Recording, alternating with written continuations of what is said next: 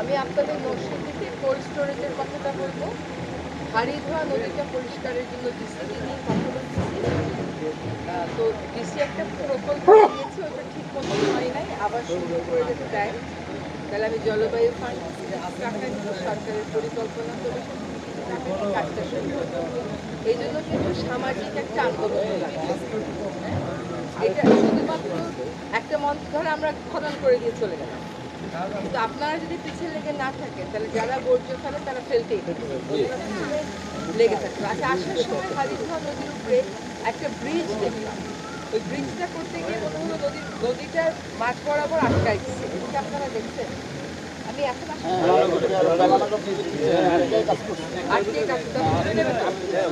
কোন মন্ত্রণালয়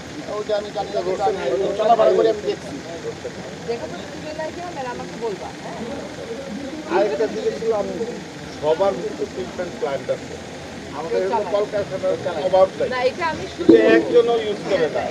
এটা আমরা তালিকা করে ফেলছি, আমি এটা শুরু করে দেবো। মনে আর্মেক্স হলো 1 নম্বর, আর্মেক্স হলো 1 নম্বর। ঠিক আছে, এইটা করা যাবে।